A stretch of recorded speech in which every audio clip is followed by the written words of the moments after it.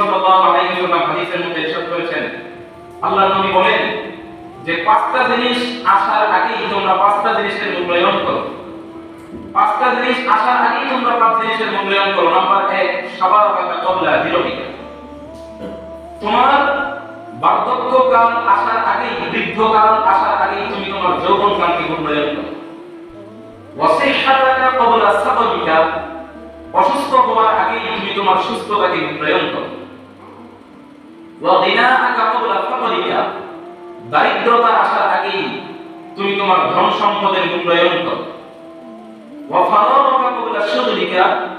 ব্যস্ত হওয়ার আগেই তোমার অবসর টাইমের মূল্যায়ন করো, অবসর সময়ের মূল্যায়ন করো। এবং 5 নম্বরে নবীজি বলেন, ওয়া হায়াতাকা ক্বাবলা মাউতিকা। মৃত্যু আসার আগেই তোমার এই হায়াতের মূল্যায়ন করো, তোমার এই জীবনের মূল্যায়ন করো। এই পাঁচটা জিনিস আসার আগেই এই পাঁচ জিনিসের মূল্যায়ন করো। এর মধ্যে একটা হচ্ছে ওয়াসিহহাতাকা ক্বাবলা সাকামিকা। অসুস্থ হওয়ার আগেই তোমার সুস্থতার মূল্যায়ন করো। সুস্থতা আল্লাহর বড়ই নিয়ামত। পাকিস্তানের একজন বিজ্ঞ আলেম দ্বীন, একজন বিখ্যাত আলেম দ্বীন, তিনি একটি ঘটনা উল্লেখ করেছেন আল্লাহর এক বান্দা। আল্লাহর এক বুজুর্গ বান্দা ছিল এরকম, আল্লাহর ইবাদত করতেন। আল্লাহর বুজুর্গ বান্দা, আল্লাহর ওলি, 70 বছর তার বয়স। 70 বছর বয়সী এই আল্লাহর বান্দা আল্লাহর ইবাদত করতেন। হঠাৎ করে দেখা গেল যে এই আল্লাহর বান্দা একদিন অসুস্থ হয়ে পড়লেন। তার হার্টের সমস্যা দেখা দিল, হার্টের প্রবলেম দেখা দিল। তার সন্তানাদিরা, তার পরিবার পরিজন বড় চিন্তিত হয়ে পড়লেন ওই ব্যক্তিকে নিয়ে যে এখন কি করা যাবে। সঙ্গে সঙ্গে তাকে এক হাসপাতালে নিয়ে যাওয়া হলো। ডাক্তার দেখানো হলো। ডাক্তার চিকিৎসা করলেন, অপারেশন করলেন। এরপরে চিকিৎসা শেষে ওই বুজুর্গের হাতে একটা বিলের কাগজ ধরিয়ে দিলেন, একটা অ্যামাউন্টের কাগজ ধরিয়ে দিলেন। বুজুর্গ ব্যক্তি তাকায় দেখে যে 8 লক্ষ টাকা বিল এসেছে। কত লক্ষ টাকা? 8 লক্ষ টাকা।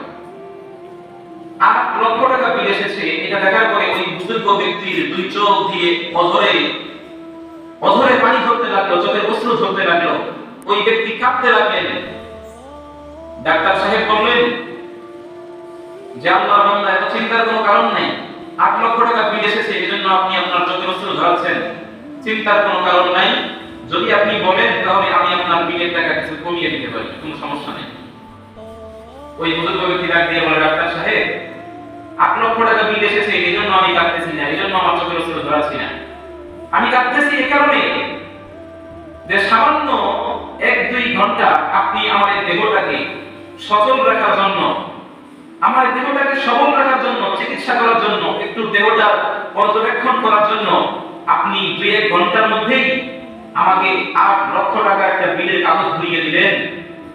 কিন্তু যেই মালিক আল্লাহ রাব্বুল আলামিন আজকে 70 বছর যাবত আমার এই দেহটাকে সবল রেখেছে, তিনি একদিনও আমাকে 1 টাকাও বিলের কাগজ ধরায় দেন নাই। এজন্য আমি চোখের অশ্রু ঝরাচ্ছি যে আমার মালিক কত বড় দয়াবান, কত বড় মেহেরবান। আমার মালিক কত বড় দয়ার সাগর। আপনি 2-1 ঘন্টা আমার দেহটাকে সচল রাখার জন্য 8 লক্ষ টাকা যাচ্ছে না। আমার মালিক দৈনিক আমাকে 550 লিটার অক্সিজেন দান করে, দৈনিক আমাকে হাজার হাজার নিয়ামত দান করে। কিন্তু আল্লাহ তাআলা একদিনও কি কারো কাছে বলছে যে তোমাকে বিল দিতে হবে, টাকা দিতে হবে? এরকম বলছে কাউকে? বলে নাই। বিনামূল্যে আল্লাহ তাআলা আমাদেরকে কত অসংখ্য অগণিত নিয়ামত দান করছেন, কিন্তু আমরা এত নিয়ামত পাওয়ার পরেও আল্লাহর নিয়ামতের শুকরিয়া যথাযথভাবে আদায় করি না, বরঞ্চ আল্লাহর নাফরমানি করি।